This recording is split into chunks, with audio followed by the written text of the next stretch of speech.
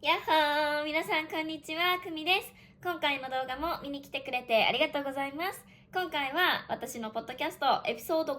撮っていきたいと思います。はい、今日の日付は12月の15日です。12月15日の日曜日にこのポッドキャストを撮っています。みんな今週1週間どうだった？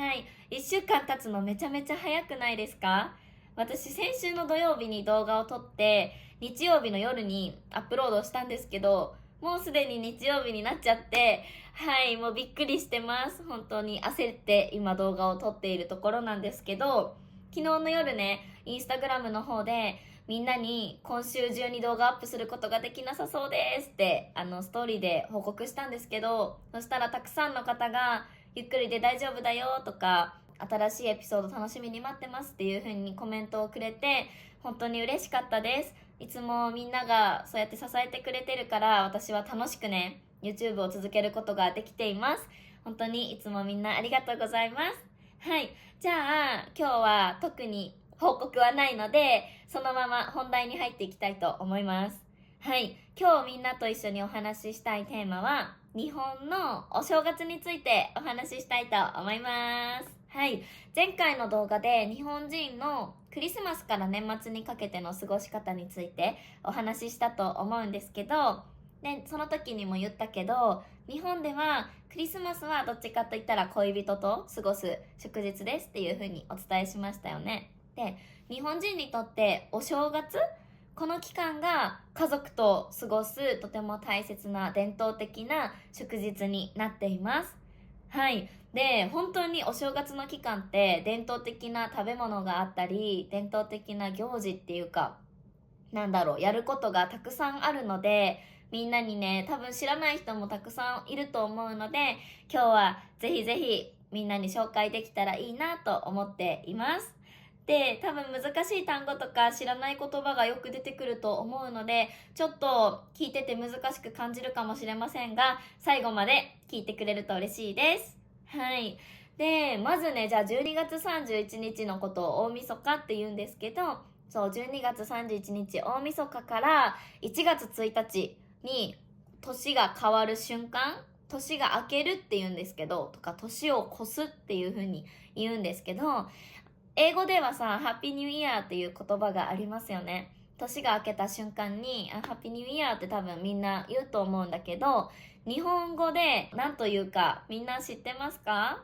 はい。日本人は年明けの瞬間にね、明けましておめでとうございますっていう言葉を言います。明けましておめでとうございますですね。はい。で、その次に言うセリフとして、今年もよろしくお願いします。今年もよろしくお願いしますっていう言葉を言います。この2つは結構セットなので、みんな覚えといた方がいいんじゃないかなって思うんですけど、明けましておめでとうございますって言った後に、今年もよろしくお願いしますって言うんですね。はい。まあでも、これはいつも通りなんですけど、めちゃめちゃ丁寧な言い方になります。なので、私が友達とか家族とかに言うとき、これをどういう風に言うかっていうと、明けおめことよろみたいな感じですね。はい。まあわかると思うんですけど、明けましておめでとうございますの、頭文字というか省略してね、明けおめになってるし、今年もよろしくお願いしますをこう省略してことよろっていう風に言います。はい。これは多分、親しい人とか友達とかには、若い世代の子は絶対にそうやって使ってると思います。うん。ちょっとね、私よりも年代が上の方は、明けおめとか、ことよろっていうふうには言わないと思うんですけど、はい、20代とか30代ぐらいの人だったら、そう言うんじゃないかなと思います。はい。なので、みんなこっちのね、カジュアルバージョンの方も覚えておいてください。で、日本では、その年が明けた瞬間にやることとして、すごく有名なのが、初詣っていうのがあります。初詣は、そのね、年が明けてから神社に行って、神様に今年も一年いい一年になりますようにっていう風にお祈りをしに行くんですね。はい。で、この初詣は、年が明けた瞬間に、真夜中にね、だから夜の12時に行く人もいれば、朝になってから1月1日とか1月2日、3日あたりで行く人も多いです。これは人によって違うから、いつでもいいんですけど、別に。はい。新年の、初めの挨拶っていう感じで、神様に、お祈りしに行くっていう感覚ですね。はい。そうです。で、この初詣なんですけど、結構有名な神社とか都会のねすごく大きい神社とかでは本当に真夜中に人がたくさん並んで12時になった瞬間にみんながブワーって神社に入って屋台とかも出てるし甘酒っていうお酒をね配ってたりもするんです。で初詣で日本人がすることといったらやっぱりおみくじっていうのをします。神様にお祈りするだけじゃなくてね、その後にみんながおみくじっていうのを引くんですけど、みんなおみくじって知ってますか？おみくじっていうのは、これぐらいのちっちゃいね、紙に運勢が書かれてるんですね。いろんな運勢が書かれてます。大吉とか中吉とか吉、大凶みたいな感じで、いろいろレベルがあるんだけど、そう。で、例えば大吉だったらもう全部何やっても今年うまくいきますよみたいな感じのことすごくいいことが書かれているんですけど、大凶とか凶とか悪い運勢のおみくじを引いちゃったらそこには勉強もうまくいかないしお金もなくなるし引っ越ししてもうまくいかないよみたいなもう本当に最悪なことが書かれているんですね。そうでもちろん大吉を引いたからといって今年1年が全てうまくいくかって言ったらわかんないし、今日引いたからってめちゃめちゃ悪いことが起きるかって言ったら、本当にそれはね、信じるか信じないかはその人次第だと思うんですけど、私は、そのおみくじを引いて、なんか運勢を確かめるっていうのが、ただ楽しいから、毎年絶対におみくじは引いています。そのおみくじの結果で一喜一憂するっていうことはあんまりしないです、私は。大吉だったらイエーイっていう感じで今日とか悪いのだったらおみくじ悪かったけどそうならないように頑張ろうみたいな感じでね軽く考えています。そういう人が多いんじゃないかなと思います。でその初詣が終わった後なんですけど、初詣が終わった後にやることとしてこれも人気なのが初日の出っていうのを見に行くことです。はい。日の出っていうのは太陽が朝昇ってくることを日の出っていう風に言うんですけど、今年で初めての日の出になるわけじゃないですか。1月1日の日の出って。だから初めての初ですね。初日の出っていう風に呼びます。初日の出を見に行く人も結構多いです。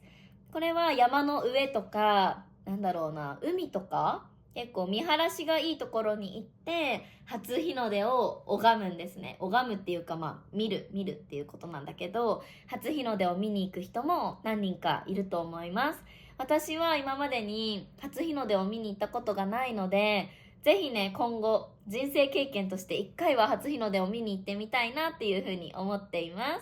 す。はい。でじゃあまず1月1日になるじゃないですか。1月1日のことを日本では元日っていう風に呼んでいます。元日で元旦っていうのが1月1日の朝のことを元旦っていう風に呼んでいます。はい。でその1月1日からだいたい1月7日ぐらいまでのことをお正月っていう風に呼んでいるんですね。これも地域差があるみたいで、1月7日までのことをお正月っていう地域もあれば、1月15日ぐらいまでのことをお正月として呼んでいる地域もあるみたいです。なのでね、一概に何日までがお正月ですよって言えないんですけど、だいたい私の認識では1月7日ぐらいまでかなっていう認識でいます。はい。で、この期間は日本ではね、神様がお家に来る。神様をお迎えする期間だっていう風に古くから言い伝えられているんですね。だから私たちは神様をお迎えするために家の玄関に飾り付けをしたりとか、あとはおせち料理とかお雑煮って呼ばれるような伝統的な食べ物を神様にお供えするために作って食べているそうです。私も知らなかったんだけどこれははいそういう意味が込められているみたいです。で伝統的な飾り付けが何個かあるので、今日はみんなに紹介できたらいいなって思ってるんですけど、まずは、門松っていうのがあります。門松。門松はなんか竹とか松とかそういうもので作られているんですけど、こんな感じの見た目ですね。はい。で、これを玄関に置いたりする家庭が多いと思います。で、次がしめ縄って呼ばれます。しめ縄。で、しめ縄も門松と一緒に玄関に飾っている人も多いですし、車のナンバープレートのところにしめ縄をつけたりとか、家のドアのところにつけたりとか、本当にいろいろなところにね、しめ縄をつけているご家庭があるので、これを見ると本当に、日本のお正月がやってきたなっていう風に感じることができますね。はい。で、あと、最後に鏡餅っていうものを飾ります。鏡餅。鏡餅はお餅がこう2つね重なってて、雪だるまみたいな見た目になってるんだけど、ポンポンってお餅が重なって、その上にちっちゃいみかんみたいなのが乗ってるんですね。これを鏡餅っていう風に言います。はい。これらはすべて神様をお迎えするためにお家にね飾っているものだそうです。はい。で、さっきも言ったんですけど、日本のその伝統的な食べ物としてよく食べられるのがおせち料理とお雑煮。この2つがよく食べられています。で、おせち料理なんですけど、おせち料理って本当に見た目も豪華で、使われている食材がたくさんあるんですね。でも、この一つ一つの食材にちゃんと縁起のいい意味が込められています。例えば、長生きができますようにだとか、勉強がうまくいきますようにとか、子宝に恵まれますようにとか、そういう感じでね、いろんな意味が込められている料理が重箱っていう箱の中に詰められています。重箱。お弁当箱みたいな感じなんだけど、ちょっと違って、こういうね、黒とか赤とかの四角い箱の中に詰められています。で、この重箱に詰める意味としては、たくさん縁起のいいものが重なりますようにっていう意味で、重箱ってこう重ねるんですね。お弁当箱みたいなこんな箱を一つ一つ重ねていくので、そう運がね重なりますようにっていう意味で重箱に入れるみたいです。で、お雑煮なんですけど、お雑煮はメインなのはお餅が入っています。お餅がスープの中に入っている感じの料理なんですけど、お雑煮はめちゃめちゃ地域によって味が違うんですね。例えば関東の方だったら、だし汁、すまし汁の中に野菜とお餅が入ってる感じだし、関西だったら白味噌とかお味噌ベースのスープの中に野菜とかお餅が入っている感じだし、逆に私の住んでた鳥取県とかでは、鳥取のお雑煮って小豆とお餅だけなんですね。小豆とお餅をすごい砂糖とかで甘く煮たものが鳥取のお雑煮になります。でも私のお家では、私のお父さんが関東スタイルのお雑煮が好きだったので、だし汁の中にね野菜とかお餅とかが入ったお雑煮をいつもお母さんがね作ってくれました。毎年作ってくれています。そうだからそんな感じで、お雑煮はめちゃめちゃ地域差もあるし、家庭によってもいろんな味付けがあるんじゃないかなと思うんですけど、一般的にはスープの中にお餅が入ってるっていう食べ物をお雑煮っていう風に呼んでいます。はい。こんな感じの伝統的な食べ物を食べているんですね、日本では。じゃあここからはお正月の期間に日本人がどのように過ごしているかについてお話ししていくんですけど、まずね、一つ目に伝統的なものとして年賀状っていうのがあります。年賀状はこれぐらいのハガキ、ポストカードみたいな感じ。このハガキに明けましておめでとうございます、今年もよろしくお願いしますっていうようなメッセージを書いて、で後ろにその送りたい人の住所を書いて郵便局に出すと、郵便局の人がそれをねその人のアドレスに届けてくれるんですね。そうで、この年賀状は実は年末のうちに書いておいて、年末のうちに書いて郵便局に出すと、ちゃんと郵便局の人が1月1日にその人のお家に届けてくれます。はい。なので、新年の挨拶としてね、年賀状を送り合うのが日本の習慣です。日本の伝統です。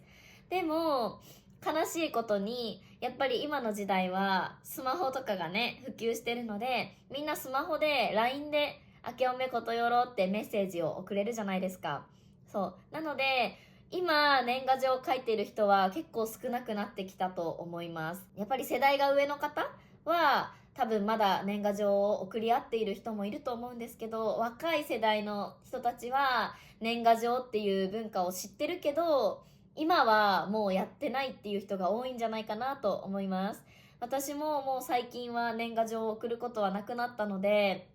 ちょっと寂しいですけど、はい。でもこれってすごく日本のいい伝統だとは思うので、もしね、これから例えば自分に子供ができたってなったとしても、年賀状っていう伝統的なものがあるんだよっていうのは教えていきたいなっていうふうに思いますね。じゃあ2つ目なんですけど、2つ目はお年玉っていうものがもらえます。お年玉。お年玉は大人から子供たちに向けての、お小遣い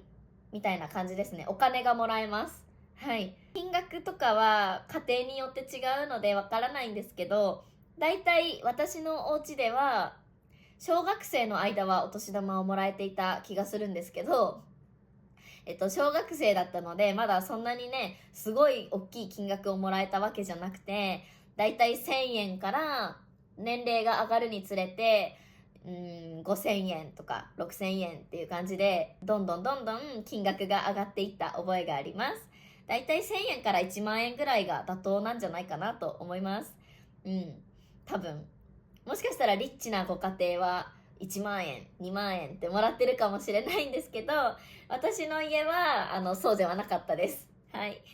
人によって違うからちょっとわかんないですね。でもお年玉をもらえてただけすごいありがたいなと思っています。でそのお年玉で自分の好きなものを買いに行ったりとか、貯金したりとかそういう感じでみんながお年玉を使っていますね。で日本では他にも福袋っていうものがあります。福袋みんな聞いたことがあるかな。福袋っていうのはね、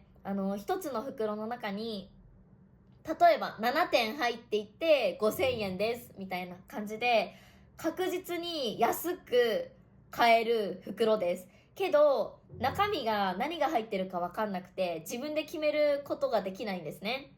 そうなのでこれはたくさんのブランドとかたくさんのお店が出してるんですけど、例えば服屋さんの服のブランドが出してる福袋だったらそのブランドの服が確実に入ってはいるんですけど、どんな色のニットが入ってるかわかんないし、どんな形のズボンパンツが入ってるかわかんないし、そういう感じ。本当に何が入ってるかはわかんないけど一点一点買うよりも絶対に確実に安いっていうのはもう確かなんですね。なので開けるのとかはすごく楽しくて、何が入ってるんだろうっていう感じでね楽しんで開けることができるので、お年玉で福袋を買う人も多いんじゃないかなと思います。絶対にね日本のショッピングセンターとか行ったらいろんなところでいろんなブランドが福袋を出してるので、みんなもぜひ日本に来た時は福袋でねいろいろなものをゲットしてみてください。はい。であとは書き初めっていうのがあります。書き初めっていうのは新年に習字を書くことなんですけど、習字っていうのは墨と筆で文字を書くことですね。日本の伝統的なものなんですが、書き初めをする人も日本では多いと思います。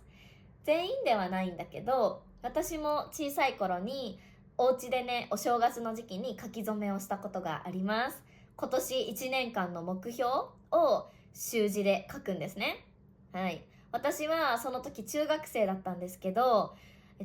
完全制覇っていう漢字を書いたことを覚えていますなんで完全制覇にしたかっていうと、その年受験があったんですね。高校受験の年だった。だから中学3年生の1月の時だったんですよ。でもうすぐ受験がありますっていう時期だったので、私は理科がすごく苦手だって、その時ね理科をちゃんと完全制覇して受験に臨むぞっていう気持ちで完全制覇っていう漢字を習字で書いて、でそれを私のお母さんがずっと家に飾ってくれてたのを覚えてます。もう汚くなっちゃったのでこの前取ったんですけど、はい、そんな感じでね書き初めっていう習字を書くこと今年1年の目標の字を書いたりすることもあります。はい、そんな感じじゃないでしょうか。だいたい日本人のお正月の過ごし方はまあこんな感じで、はい、いろんな行事とかを家族でしながら、本当にお家でね、ゆっくりのんびり過ごす人が多いと思います。みんなの新年お正月の過ごし方はどういう感じでしょうか。家族と過ごすんじゃなくて友達と過ごす人が多いですかね。で、家族と過ごす場合はどんなことをしますか？日本みたいに伝統的なものがたくさんありますか？ぜひぜひ今回もコメントでたくさんみんなから教えてもらえると嬉しいです。はい。じゃあ今回の動画は多分すごく長くなってしまったと思うんですけど、最後まで聞いてくれた人、今回もありがとうございました。はい。また、じゃあ次回の動画でお会いしましょう。バイバーイ。